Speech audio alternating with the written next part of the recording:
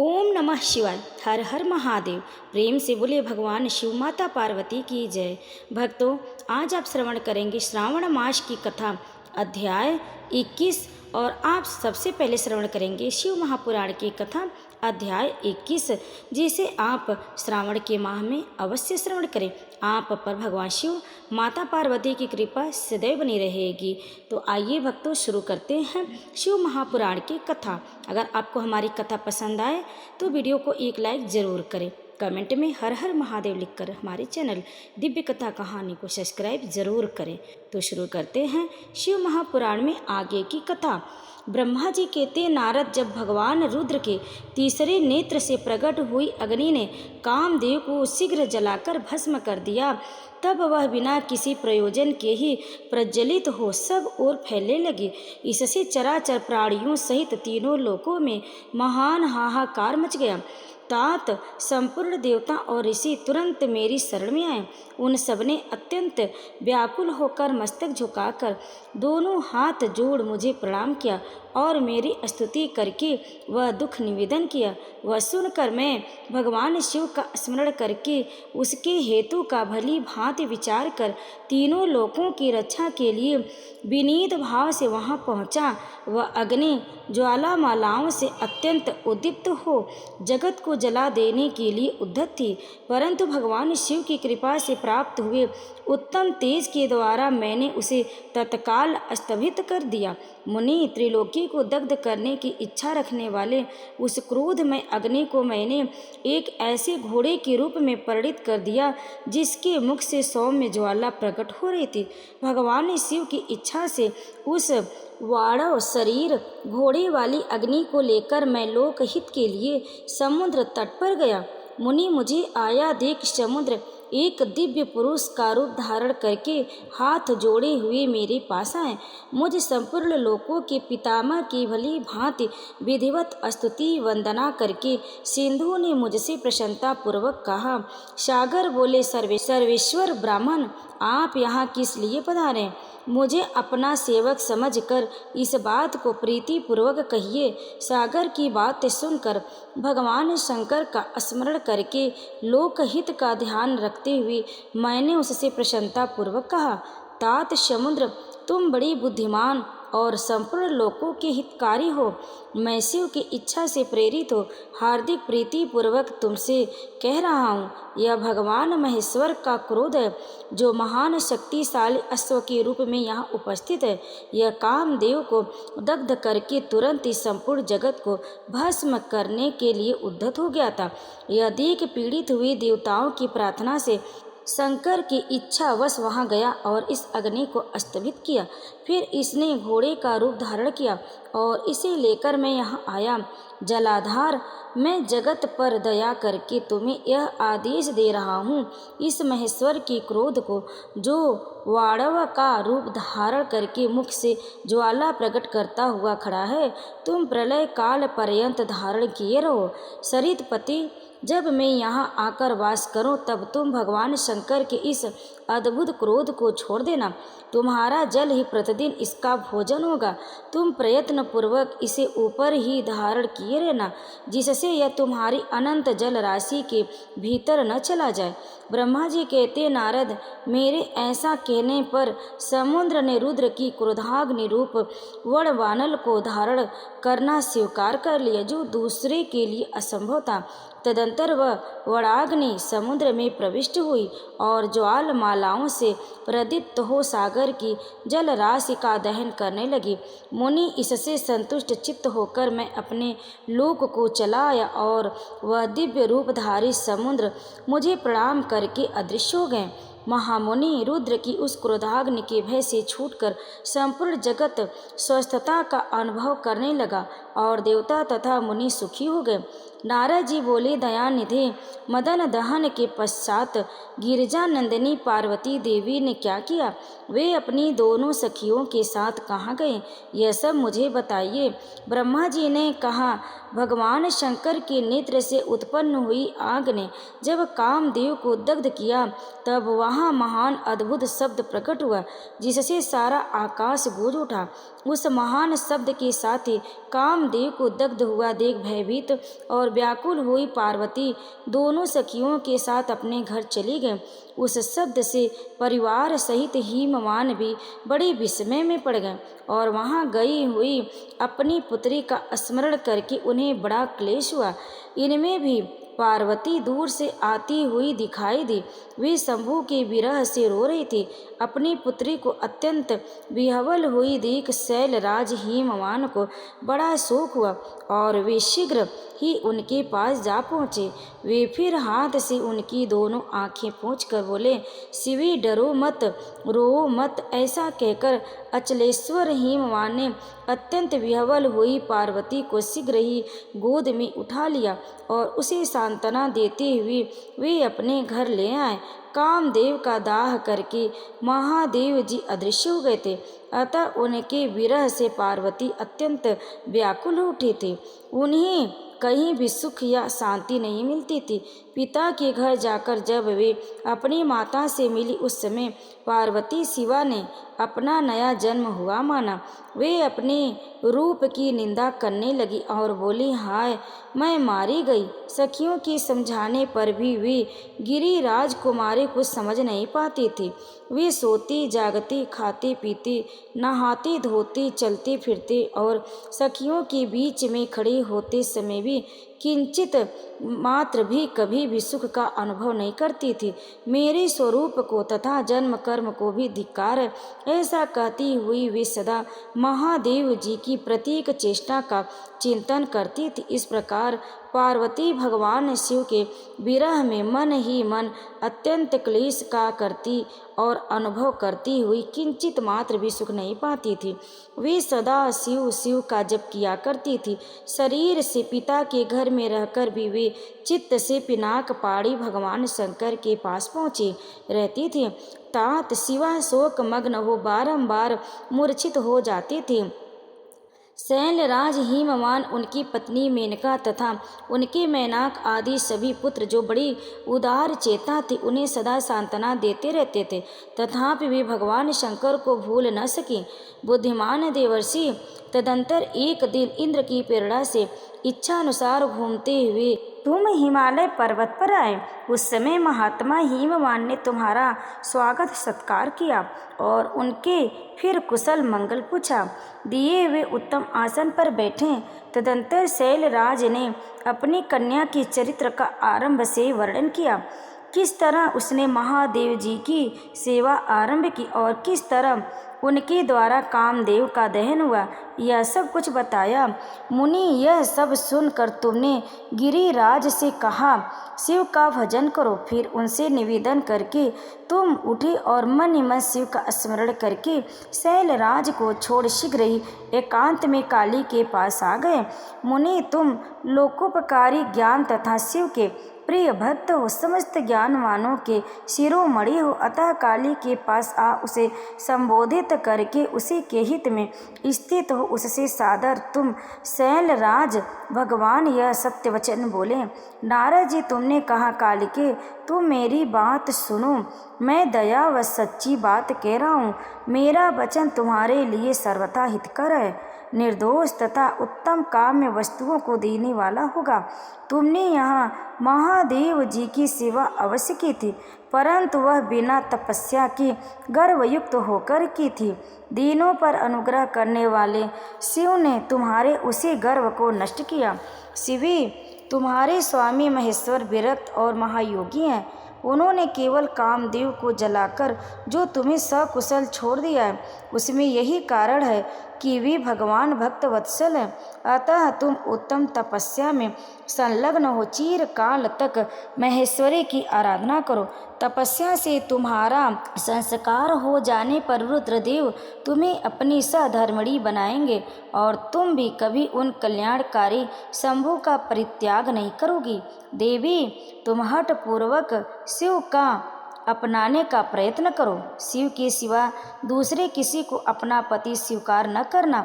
ब्रह्मा जी कहते हैं, मुनि, तुम्हारी यह बात सुनकर गिरिराज कुमारी काली कुछ उल्लसित हो तुमसे हाथ जोड़ प्रसन्नता पूर्वक बोली। शिवा ने कहा, प्रभु, आप सर्वज्ञ तथा जगत का उपकार करने वाले हैं। मुनि, मुझे रुद्रदेव की आराधना के लिए कोई मंत्र दीजिए। ब्रह्मा जी कहते हैं, नारद, पार्वती का यह वचन सुनकर तुमने पंचाक्षर शिव मंत्र नमः शिवाय का उन्हें विधि पूर्वक उपदेश किया। साथ ही उन मंत्र राज में श्रद्धा उत्पन्न करने के लिए तुमने उसका सबसे अधिक प्रभाव बताया। नारद, तुम बोले, देवी, इस मंत्र का परम अद्भुत प्रभाव सुनो। इसके श्रवण मात्र से भगवान शंकर प्रसन्न हो जाते। यह मंत्र सब मंत्रों का राजा और मनोवांछित फल को देने वाला है। भगवान शंकर को बहुत ही प्रिय तथा साधक को मोक्ष और भोग देने में समर्थ है। सौभाग्यशालिनी, इस मंत्र का विधि पूर्वक जप करने से तुम्हारे द्वारा आराधित हुए भगवान शिव अवश्य और शीघ्र तुम्हारी आँखों के सामने प्रकट हो जाएंगे।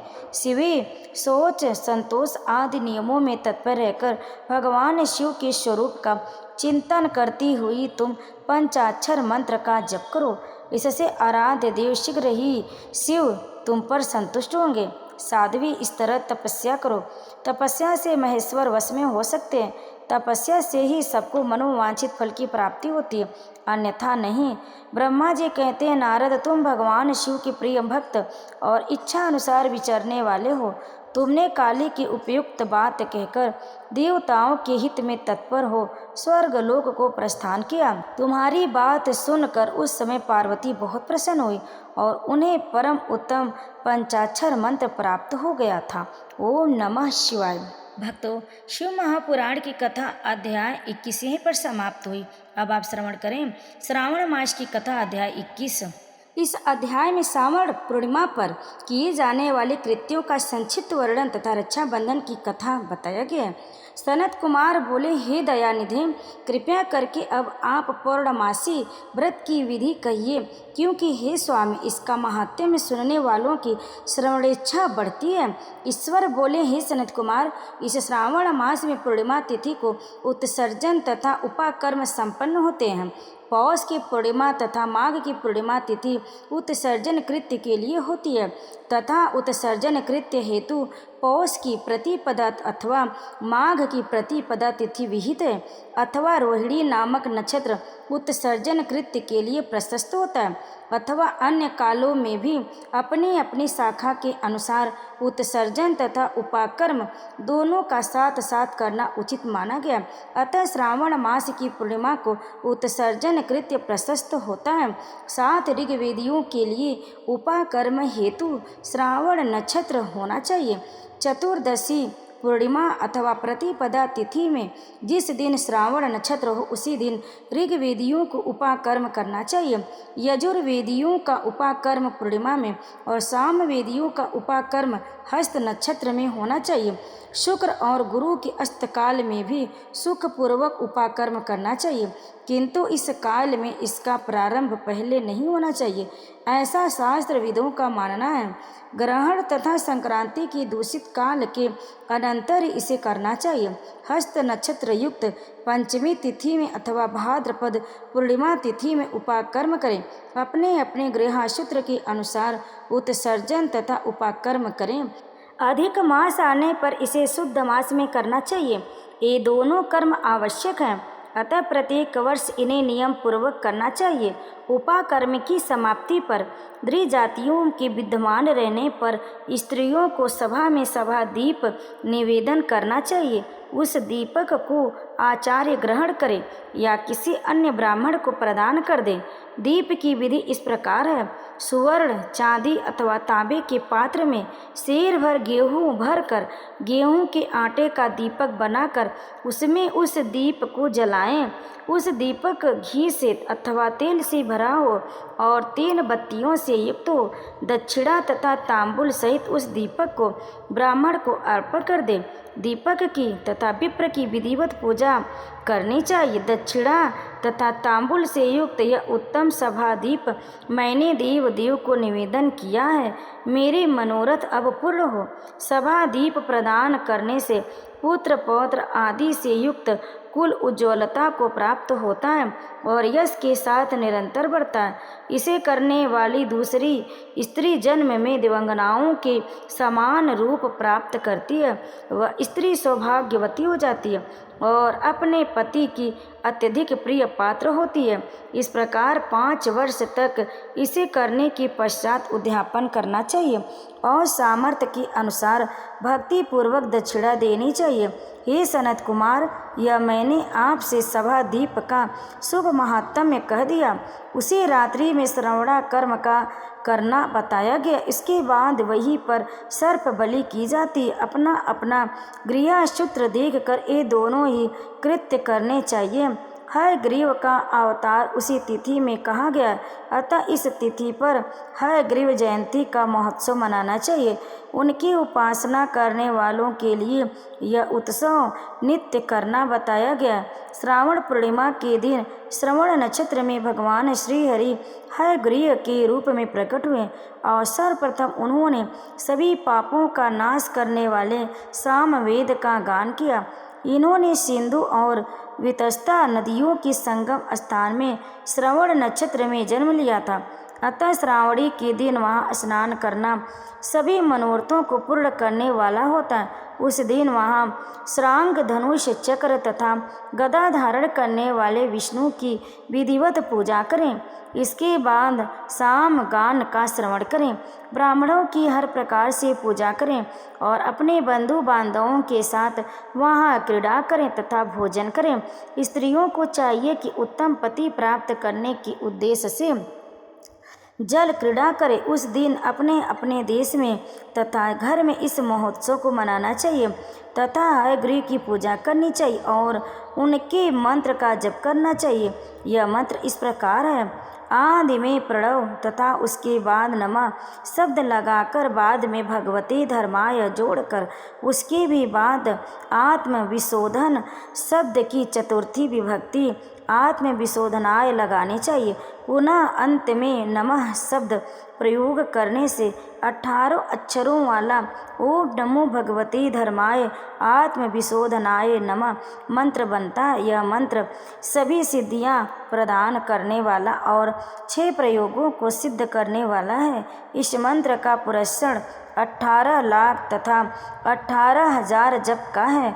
कलयुग में इसका पुरस्कार इससे भी 4 गुना जप से होना चाहिए। इस प्रकार करने पर हयग्रीव प्रसन्न होकर उत्तम वांछित फल प्रदान करते हैं। इसी पूर्णिमा के दिन रक्षाबंधन मनाया जाता है, जो सभी रोगों को दूर करने वाला तथा सभी अशुभों का नाश करने वाला है। हे मुनि श्रेष्ठ, इसी प्रसंग में एक प्राचीन इतिहास सुनिए। इंद्र की विजय प्राप्ति के लिए इंद्राणी ने जो किया था उसे मैं बताता हूँ। पूर्व काल में 12 वर्षों तक देवासुर संग्राम होता रहा।